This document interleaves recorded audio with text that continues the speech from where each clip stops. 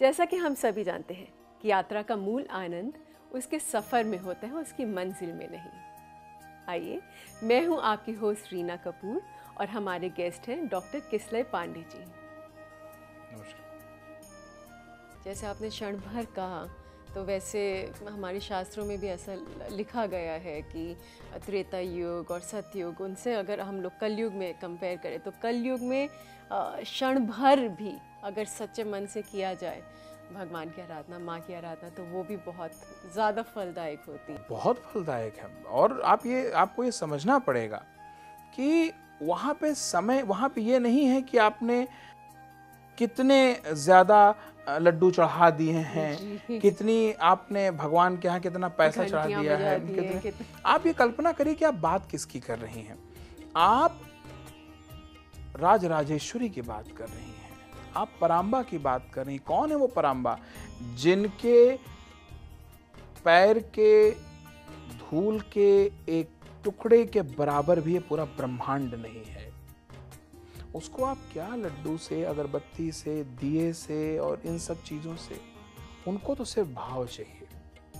भाव सर्वोपरि होता है। तो वो भाव कब आपके अंदर जागृत हो रहा है?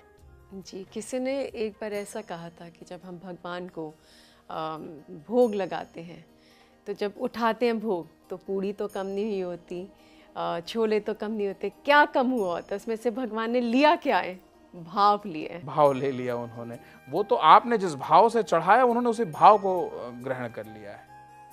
तो बस उस चंचलता के बीच में एक क्षण देखना है और उसी की खोज करना है।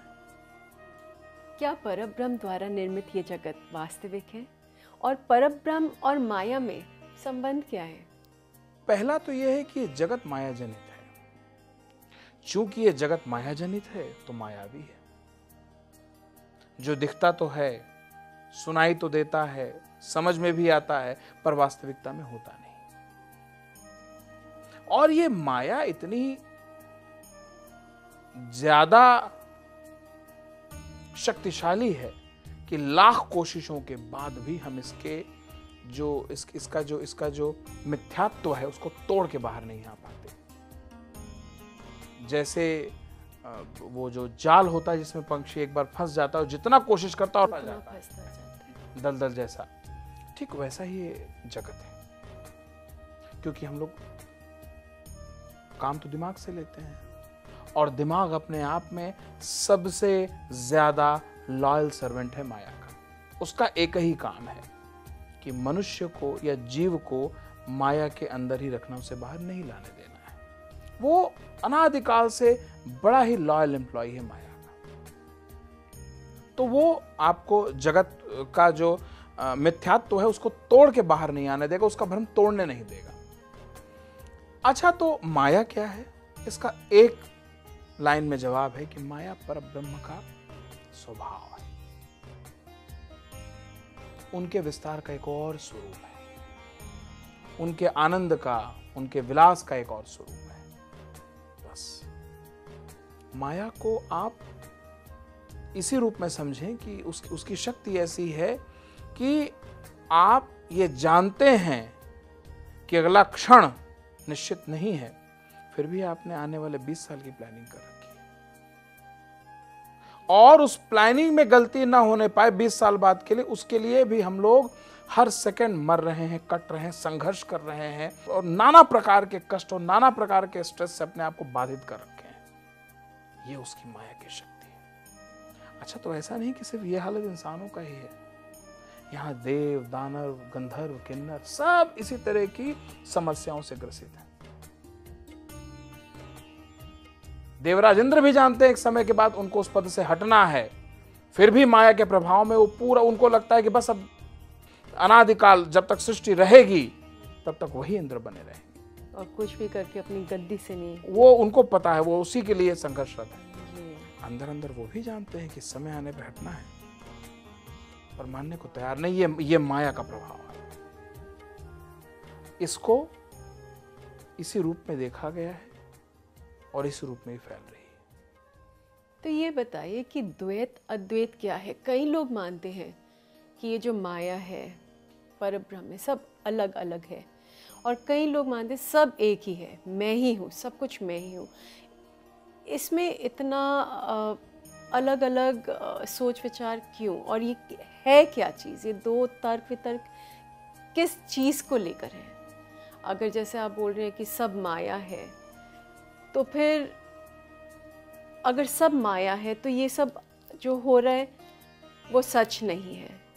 और अगर ये सच नहीं, हम ये सोच के चलें, तो इंसान तो हाथ पर हाथ रख के बैठ जाएगा, किसी चीज़ के लिए उसे वो प्रेरित नहीं होगा कुछ करने के लिए कि नहीं, जो हो रहा है वो भगवान के ऊपर छोड़ दो क्योंकि तो उसकी माया है।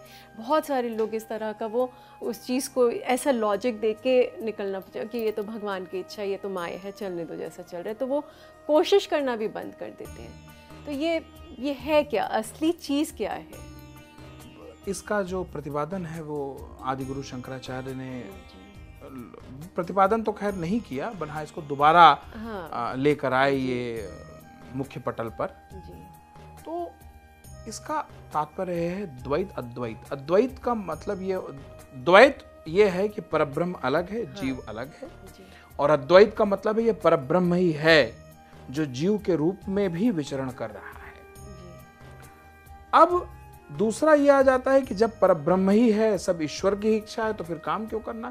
इसका जवाब बहुत सीधे तौर पे भगवान कृष्ण ने अर्जुन को दे दिया था, पर लोग उसको नहीं मानना चाहते हैं। अच्छा, इंसान के साथ समस्या ये है कि वो अपनी सुविधाओं के अनुसार कुछ उस प्लेटर से ले लेगा, कुछ इस प्लेटर से ले लेगा, कुछ उधर से ले लेगा, फिर अपना एक अलग ही प्लेटर बनाएगा जो उसको सूट करता है अपनी कन्वीनियंस के हिसाब से।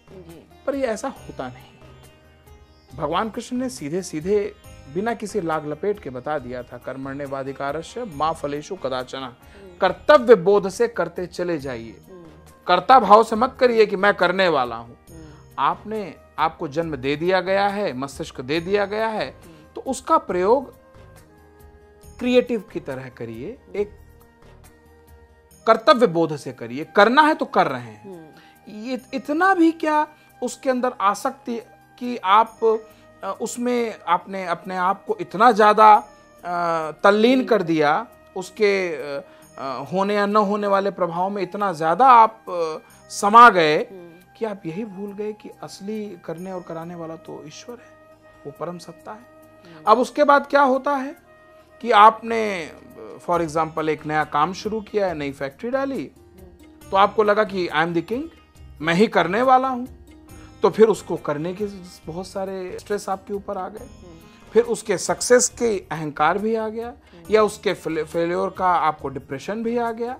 उसके बाद फिर आप कब उसमें चुकते घटते चले गए पता ही नहीं चला, और एक समय ऐसा आया कि घंटी बजी, क्लास खत्म, बाहर कर दी गया क्लास से। समय ही नहीं मिला आपको अपने ऊपर चिंतन करने का, ये रियलाइज करने का कि वास्तव में आप कौन थे, और ये एक्चुअली जो पूरा शो हुआ ये कौन कर रहा था। तो असलियत में द्वैत अद्वैत का तात्पर्य तो मैंने आपको बताया कि जो अद्वैत है उसका सीधा सा तात्पर्य है कि परब्रह्म ही है, वो परम सत्ता ही है जो स्वयं जीव के रूप में विचरण करती है, इस ब्रह्मांड का आनंद लेती है, आनंद देती है, स्वयं आनंद का कारण भी है, स्वयं आनंद की सामग्री भी है, और उसी चीज को पकड़े पकड़े आप अपने कर्तव्य का निर्वहन करें। अच्छा, जब आप ऐसा मान लेते हैं तो फिर आपको किसी और प्रकार के प्रयोग की आवश्यकता नहीं पड़ती, क्योंकि आप जीते सोते जागते, जीते जागते हर समय जाने अनजाने उस परब्रह्म को ही भज रहे हैं जी। तो आपका कार्य सिद्ध है। फिर तो माया के मिथ्यात्व से भी आप बाहर हैं, फिर जगत के भ्रम से भी आप बाहर हैं। फिर तो ये माया कितना भी बड़ा विस्तार करे, पर अगर आपने अद्वैत को जी लिया और अद्वैत को आपने समझ लिया तो आप जीवित मुक्त हैं, जीवित मोक्षित हैं। मेरा आखिरी और सबसे महत्वपूर्ण सवाल, इस जगत के छकाचौंध कर देने वाले आकर्षण से हम मनुष्य अपने आप को कैसे बचाएं? ये जगत और इसकी जो चकाचौंध है, ये आमतौर पे हर आदमी जानता है कि ये सिर्फ एक भ्रम है। कहीं ना कहीं हम आप सब जानते हैं कि भ्रम है, पर इसकी ये खूबसूरती इतनी ज्यादा लुभावनी है कि इसमें बिना लिप्त हुए रह नहीं पाते। यहीं पे समस्या उत्पन्न होती है। तो जो आप जानते हैं उसे मान भी लीजिए ना। जानते तो हैं ना, मानते क्यों नहीं? जैसे ही आप इसे मान लेते हैं, आप उसी समय इनके बीच में होते हुए भी इनसे पूरी तरीके से अलग हो जाते हैं, मुक्त हो जाते हैं। ज्यादा कुछ नहीं करना है, जो जानते हो उसको मानो भी। और जब आप स्वयं एक बार जागृत हो गए तो फिर ये क्या, फिर तो किसी भी प्रकार की माया कोई भी भेष धर के आ जाए आपको मोहित नहीं कर पाएगी।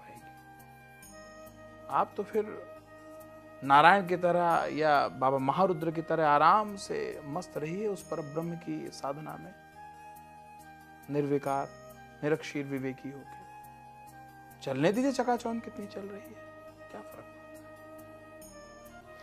आपका बहुत बहुत धन्यवाद जो आपने हमारे और परब्रह्म के बीच में ये जो एक डोर बांध दी है, इस डोर को पकड़ के हम कहीं तक तो पहुंच ही जाएंगे। तो चलिए प्रेम से बोलिए, जय माता। जय माता की।